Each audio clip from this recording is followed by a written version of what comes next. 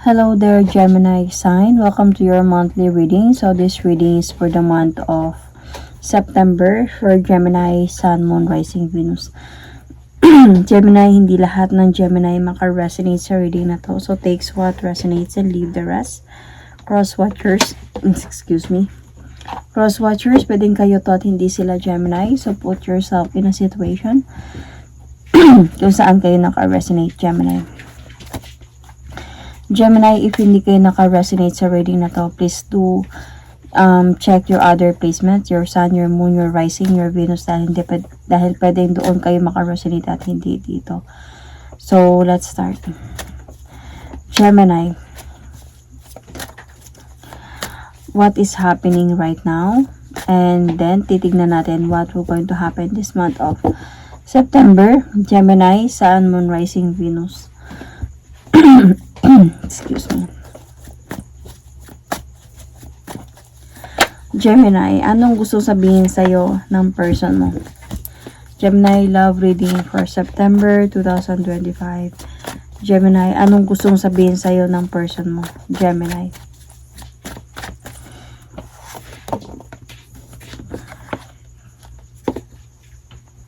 Higit sa kaibigan ang hangarin ko. So, Gemini, you might be friends with this person and para sa kanya, higit daw sa kaibigan ang hangarin niya, hindi lang basta kaibigan lang. So, tingnan natin, Gemini, sa situation na meron kayo. Or sa situation ng person mo ngayon.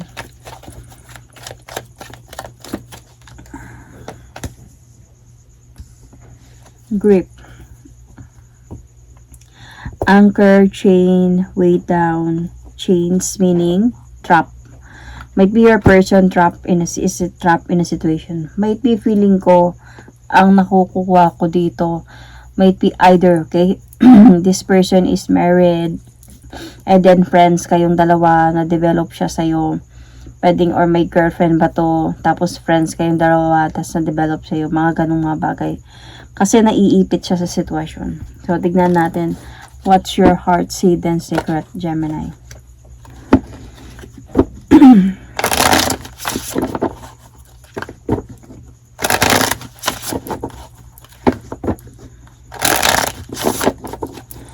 Your heart's hidden secret, Gemini.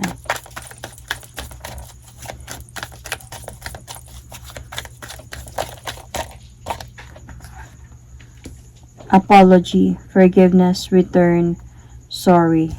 Bakit kaya to?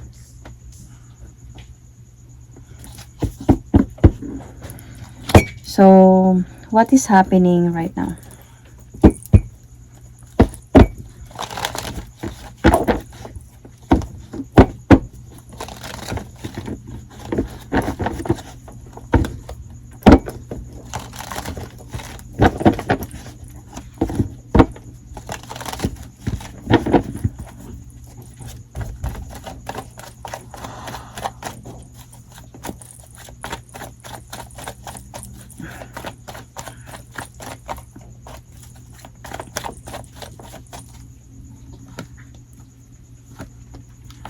Gemini, you are single.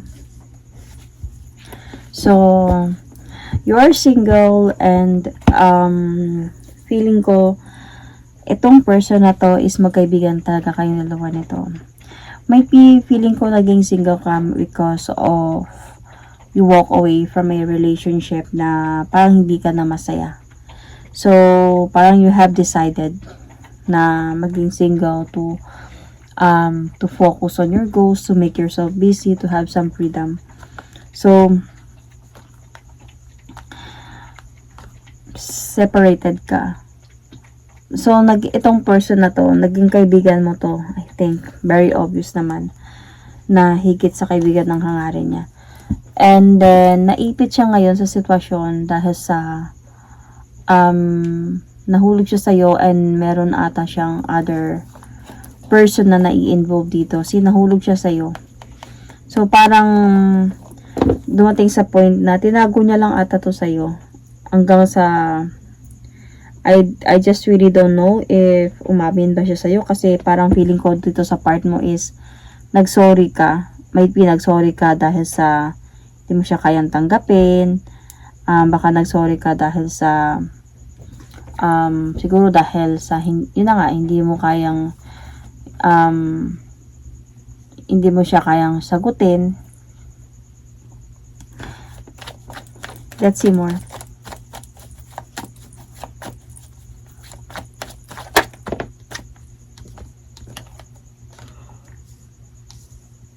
Itong person na to is a matured person. Might be this person has a responsibility in life and magkaibigan kayo nito.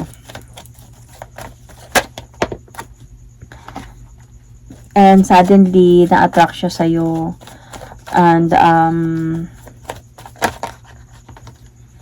the problem here is, itong person na to is, yun nga, meron nga siyang might be asawa. Kasi this is a matured person. And dumating sa point na nung nahulog na siya sa'yo, nung na-inlove na siya sa'yo, is parang hindi niya na alam kung iiwas ba siya or hindi. So, pero sobrang itong person na to, na-attract talaga to siya sa'yo. Feeling ko bakit din dito, sorry. Ang nagigets ko din dito sa story ninyo is, might be, may mga tukso-tukso na nangyayari dito. So, you did not expect, might be that this person, na mahulog siya sa'yo. Kaya siguro nagsosorry ka about sa action niya, na akala mo din na, kumbaga, joke-joke lang yon. Tapos yun pala is nahulog na pala talaga siya sa'yo. So, kasi halos hindi na siya nakakatulog sa gabi, thinking about you. Sobrang na-attract siya sa'yo, nagagandaan siya sa'yo. Parang naiisip nga niya dito even siguro, baka, kahit siguro mag-cheat siya sa family niya or something ganyan. He wanted to try to have a connection with your relationship with you. Kasi itong person na to may family. So, you might be dealing here with Aries, Capricorn, Pisces, or Cancer, Sun, Moon, Rising, Venus. So, ano yung nararamdaman niya para sa'yo? Confused.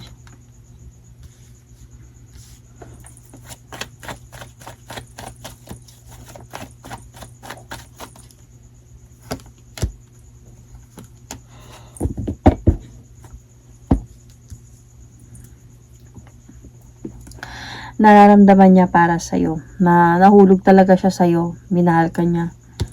Alam mo yung parang, para sa kanya, kung hindi lang ako married, ikaw talaga yung parang gusto ko makasama bang buhay. Parang ganun yung nararamdaman niya para sa'yo.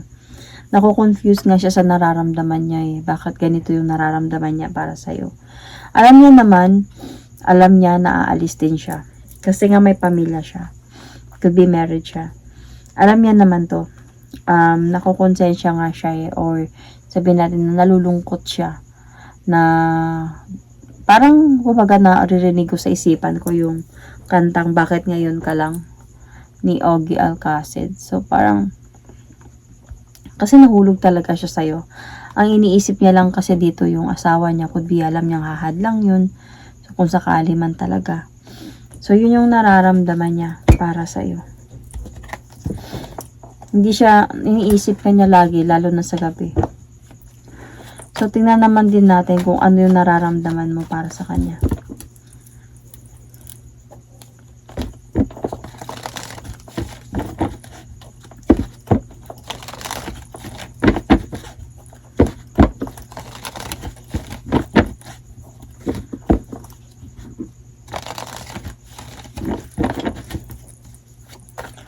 Nararamdaman mo para sa kanya.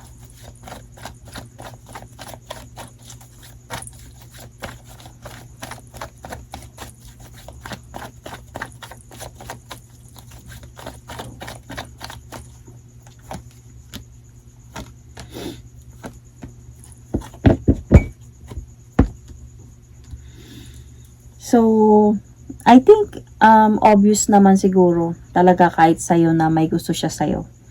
Kasi feeling ko baka sinabi niya din to sa'yo. So, ikaw naman, parang kumbaga, papatay mali siya ka lang. So, parang you are just really gaining your strength to be brave. Might be not to show the real feelings that you have for this person.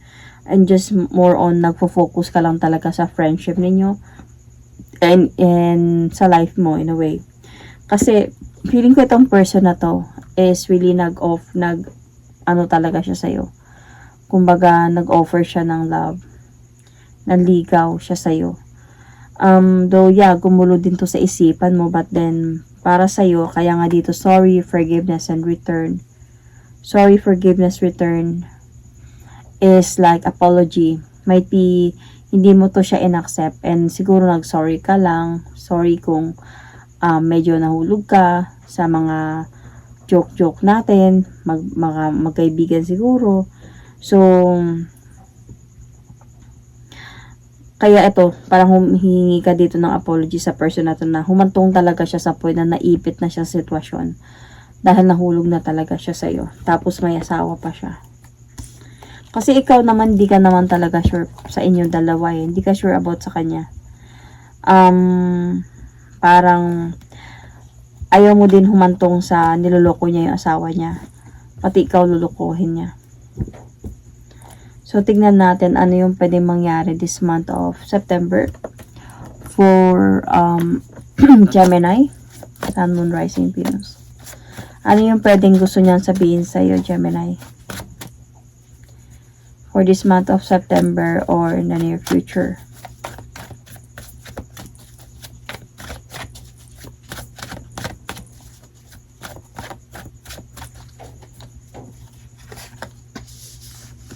Masakit ang makita kang may iba na. See, nahulog talaga siya sa'yo.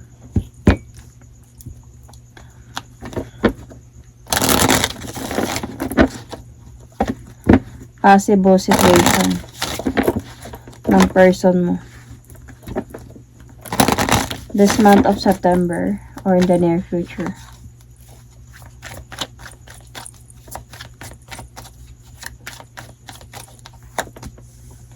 Access granted, social media, fake profile, hiding. So, maybe this is really an LDR connection, LDR friendship. Or pwede din naman sigurong hindi. Pero, connected kayo sa online, like Facebook friends kayo, might be. Or, TikTok friends or something. Or anumang app na meron sa inyo.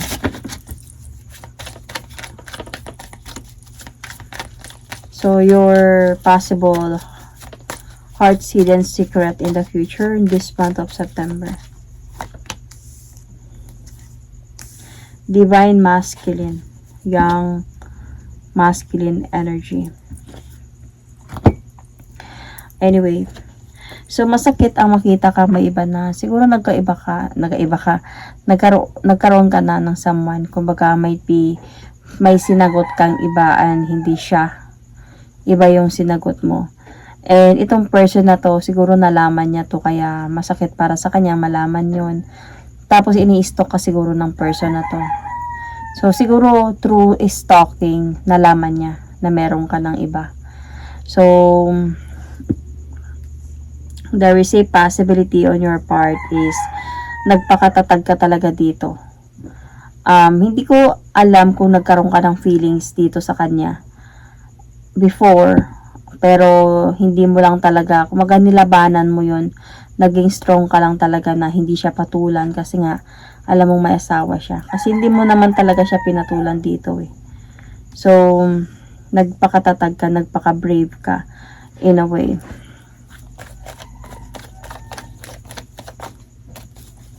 Let's see from tarot cards.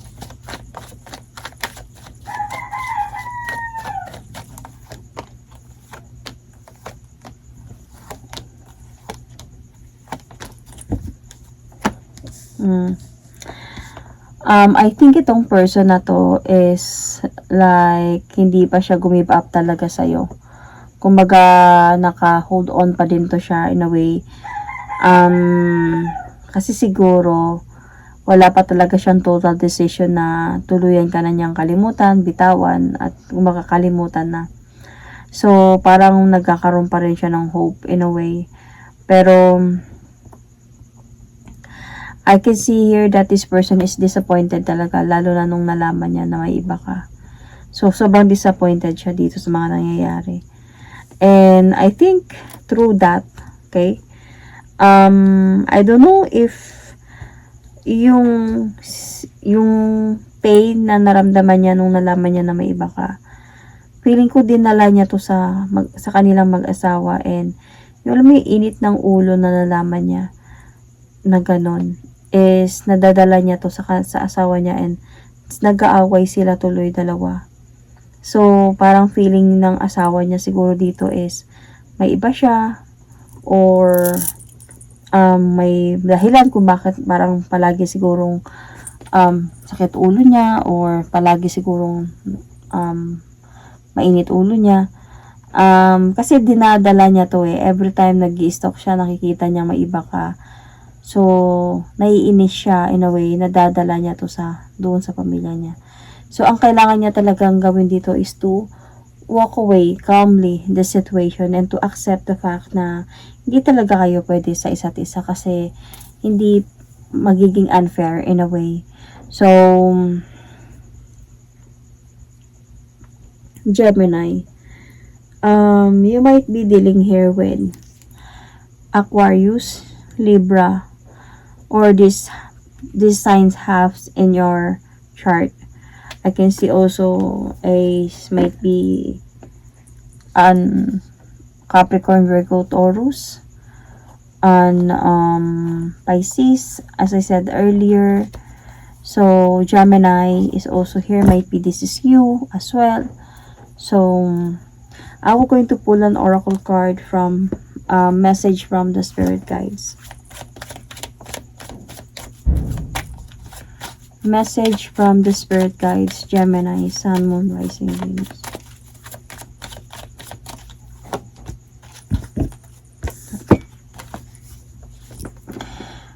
Resilience is one of the strongest qualities you have. Again, nangantok na kasi ako. Resilience is one of the strongest qualities you have. It has gotten you through many trials and tribulations in the past, and it will continue to do so. Lean on that inner tower of strength anytime that you need it. You've got this. So again, babasahin ko siya ulit. Resilience is one of the strongest quality you have. It gotten you, nahirapan kasi akong tumingin ng period and hindi. Sira kasi yung mata ko. Kaya malayo yung barahay. Resilience is one of the strongest quality you have.